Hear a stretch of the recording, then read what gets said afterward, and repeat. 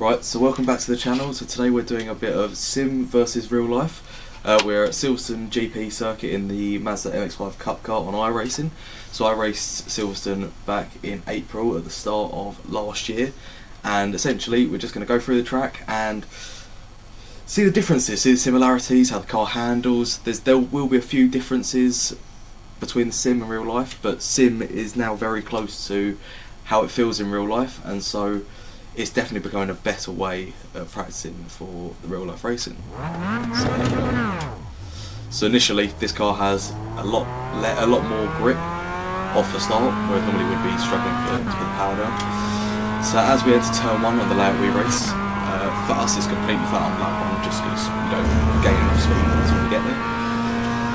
So then you make sure you put the car to the right as you enter bags and beckett. It's a very fast sweeping section in any car. Very tough to make sure the car stays pointed in a straight line through here, because especially on the opening few laps when the tyres are cold, but you then need to make sure to get a good run out the exit of that section, to get a good run onto this back straight. This back straight in real life is all about slipstream. If you have a slipstream, it can gain you 5, 6 mile an hour in a straight line, which could be worth up to a second a lap, which is a lot. So you need to nail the braking into here to make sure you don't go too wide. Again, the back will try and come around on you. Use all the track limits on the exit to maximise lap time. Coming into here again is just make sure you keep it clean, stay away from the huge curves, which aren't as bad in real life. They're still bad though. If you hit one of them, especially this one, if you hit that, it's not looking good. So now you come up onto the normal turn 1 for the F1 layout. For us it's literally a slight lift, make sure you get the nose in and back on power straight away. Holding tight to the left hand side through here to minimise track usage.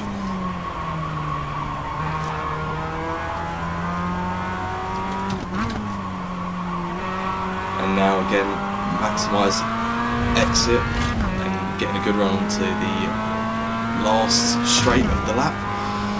Again, this is just keeping it pinned, making sure to try and get the slipstream if you can. Weirdly enough, going under here in real life, the noise echoes all over the bridge, so it's quite weird at first, but you get used to it. Through here, you want to make sure to use all of this curve on the inside, keep it nice and tight.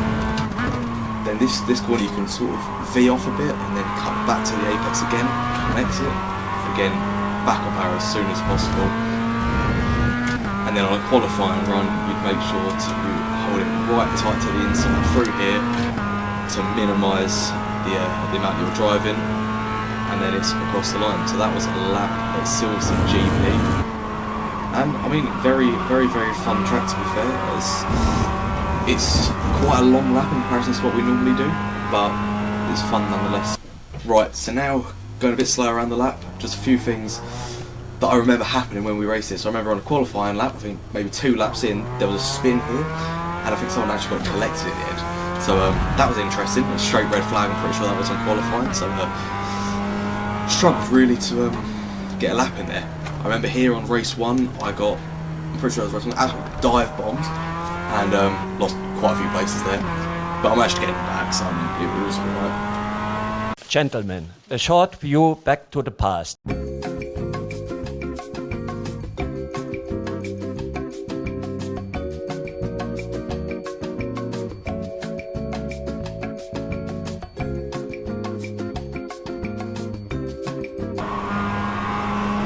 I remember having a very good battle with Jack Brewer going through this section here, so he'd defend to the inside. And it got to the point, it was at the end of the race, that I was just having to try and find different ways to get through and try and experiment with different things. I remember I did an overtake here on Alex Miller. I managed to get down the inside of him. So I thought I'd maybe be able to try that, but Jack's defence was really good to be fair to him, and I didn't manage to get past. But again, it was so much of this weekend was about maximising the slipstream. If you didn't have the slipstream, you'd lose so much time. So like you couldn't afford just to try and go for a move going down the straight because you just lose so much time. So it meant that a move into here, unless you were getting pushed along or had a very good exit out the previous corner, was quite difficult, or you could brake a lot later than them. But due to the nature of the championship, and obviously the cars being identical, it's very difficult to have, like, you can't just drive past someone in a straight line because everyone has the same power and the same brakes at the end of the straight and all that sort of stuff. So yeah, I remember I had to overtake someone going into Cops, which is this turn 1 for us here, which is a very, if you can get the move done, it's a very nice one to do, but because of how fast the corner is, it's very sketchy if you can actually get it done. And then I remember actually on lap 1 going through here, on the first race, someone lost it going through here and I had to cut straight across the middle of Magnus and Beckett's. So I think my first ever time under racing conditions going through Magnus and Beckett's, I didn't actually do it because I got, you need to slow down and give back some time. So yeah, that was definitely interesting. So one thing I did find very cool was particularly doing the last corner of the F1 layout, because coming through here, and well, that's one difference. Now you've got the hotel to the left of you, but going through here with the hotel to the left and the building to the right was quite cool because I spent so many years watching it on TV, watching F1 on TV, and thinking how cool of a track Silverstone is. So then to drive it for the first time was very cool, and I feel like that will be a feeling that won't go away, because every time you go there, it's still the same track, it's still got the same legacy behind it. So I think that was one thing that was very, very cool about driving around Silverstone, especially because we did it before the F1, so there was a few things being put up and built before the big build up to get to the F1 weekend, which, albeit was a month or two later, everything was still under construction. It just shows how much effort and time they put into the F1 weekend. So yeah, none of that will be taken away, and it's all very cool. Going back there next year, well actually this year now, going back there. Sector 1 is 3.8 seconds off your best. Very cool. So another cool thing that we had about Silverstone is that we actually had pit garages for that weekend, which was very cool. But just having a pit garage was very cool. Fun fact: that Golf petrol station is actually still there in real life. A few things are different, obviously in game. What the pit garages are actually like, but yeah, it was a very cool experience having a pit garage all to ourselves, because the pit garage is huge. Like, just for one MX-5, you don't need a whole pit garage, but it was a very cool experience being able to finish your race and pull into the pits and pull up into your pit garage.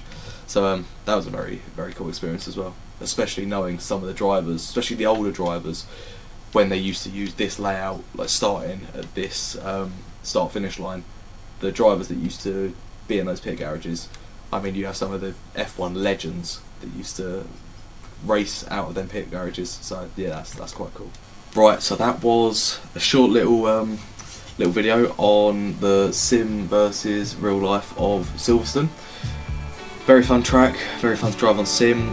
Quite similar, to be fair. So I think before I go Silverstone next year, I'll definitely use it just to, although obviously I know the track, just to get my head back into it with what to expect, what not to expect, all that sort of stuff. So yeah, definitely fun, and I think it shows just the similarities here, how many similarities there are between sim and real life, and why so many top level drivers now are using it. So yeah, that's been fun. So I will see you in the next one.